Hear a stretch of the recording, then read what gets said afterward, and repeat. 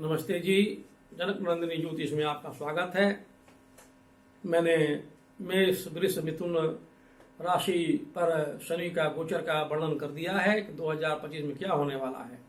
अगली 3 राशियों का वर्णन करूंगा। उसमें से सबसे पहली राशि है कर्क राशि। जब कर्क राशि के को देखते हुए शनि की स्थिति को देखेंगे तो उसकी 12वीं जो मीन राशि है वह नवम भाव अर्थात भाग्य भाव में पड़ती है। इसे पंचम नवम का संयोग कहते हैं। ज्योतिष शास्त्र में त्रिकोण संबंध अथवा पंचम नवम का संबंध सबसे शानदार माना जाता है। किसी भी मामले में यह भाग्योदय कारक माना जाता है, क्योंकि लग्न पंचम और नवम तीनों भाव ही त्रिकोण कहे गए हैं। कर्क राशि होने से प्रथम भाव में लग्न में कर्क राशि पड़ेगी और मीन राशि जहां पर शनि प्रवेश कर रहा है 30 मार्च को, वह भाग्य भाव में पड़ेगी। तो ऐसे लोगों के लिए अगला 1 साल भाग्य की सहायता पाकर के अपनी महत्वाकांक्षा की पूर्ति कराने वाला सिद्ध होगा। यहां से बैठा शनि आपके लाभ भाव को देखेगा। शनि की दृष्टि खराब तभी कही जाती है जब वह अष्टम भाव से जुड़ा हुआ हो और वह भी कुंडली में जुड़ा हुआ हो। गोचर में ऐसा प्रभाव नहीं देखते, क्योंकि नवम भाव में बैठा हुआ शनि तृतीय दृष्टि डालेगा एकादश भाव पर। इसलिए अल्प प्रयास में ज्यादा सफलता, ज्यादा धन कम मेहनत में ज्यादा सफलता, इच्छा की पूर्ति आदि कराने में सक्षम होगा। शनि की सप्तम दृष्टि पराक्रम भाव पर पड़ती है, तृतीय भाव पर पड़ती है, वह भी बहुत अच्छा है। वह जो अल्प प्रयास में या इच्छा की पूर्ति कराने वाला साबित होने वाला है, वह आपके खुद के काबिलियत के दम पर होगा। तीसरा भाव खुद की काबिलियत का है, मित्रों का है, तो मित्रों से भी सहायता प्राप्त होगी, इच्छा की पूर्ति होगी, आपके सारे प्रयास सफल होते रहेंगे। लेकिन इतना ध्यान रखना होगा कि खुद की काबिलियत अथवा मेहनत के बल पर ही होगा।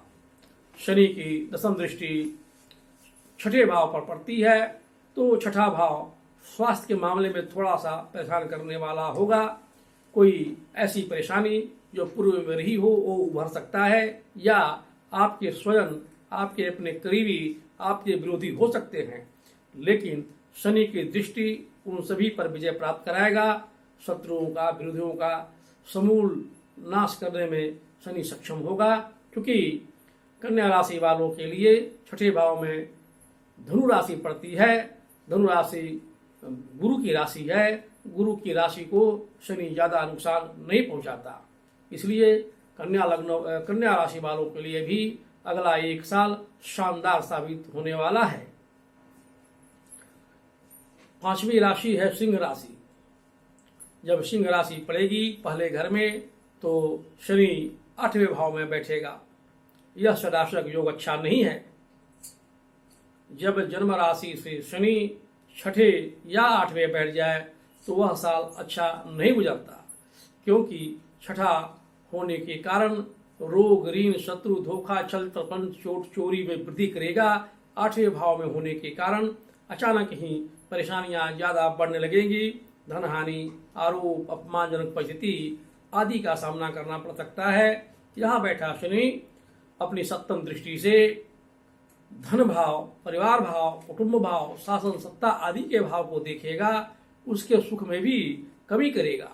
सबसे बुरी बात यह है कि अष्टम भाव में बैठा हुआ शनि की दृष्टि दसम भाव पर पड़ेगी, जो आपके प्रयास, कर्म, इच्छा की पूर्ति, महत्वाकांक्षा आदि का है, उसमें देरी करेगा। वो प्रयास ज्यादा सफल नहीं होने देगा। ऐसी स्थिति में व्यक्ति दूसरे पर आरोप लगाता है। आपको ऐसा नहीं करना चाहिए, क्योंकि इस समय शनि की स्थिति इसी दशा को वर्णन कर रही है। अष्टम भाव में बैठा हुआ शनि की दसम दृष्टि पंचम भाव पर पड़ेगी।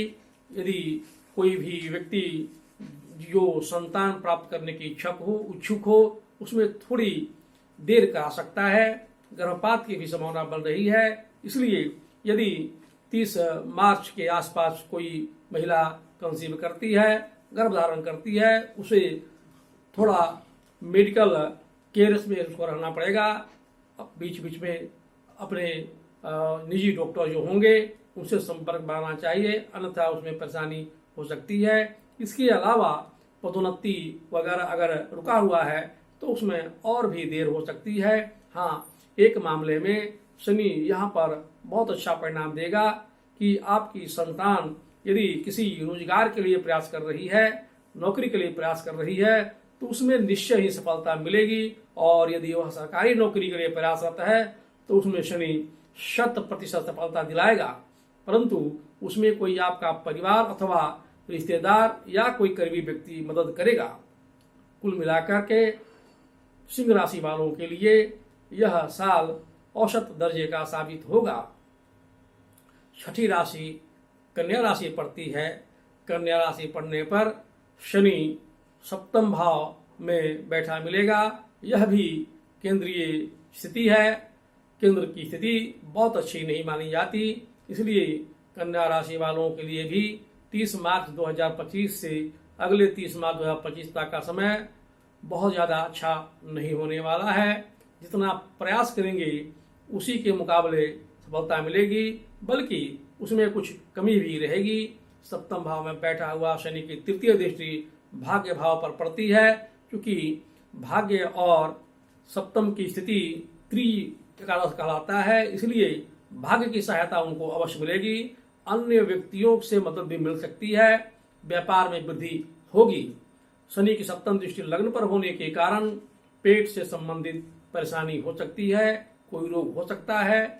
पेट में भी नाभि से लेकर हृदय तक का एरिया प्रभावित होगा।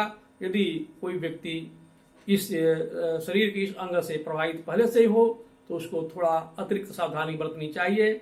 वैसे ऑपरेशन या शल्य क्रिया की नौबत आने की संभावना नहीं है, अतः डरने जैसी कोई बात नहीं है। सप्तम भाव में बैठा हुआ शनि कन्या राशि वालों के लिए चतुर्थ भाव पर भी दृष्टि डालेगा। चतुर्थ भाव सुख का है तो उसमें सुख में कमी करेगा। उसकी दृष्टि के कारण जमीन, मकान, वाहन आदि से संबंधित परिणाम अच्छे नहीं मिलेंगे, उसमें कमी आएगी।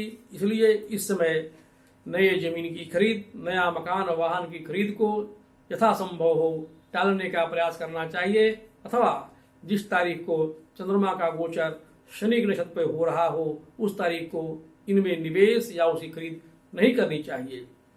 सुख भाव का होने के कारण चतुर्थ भाव सुख में कमी करेगा।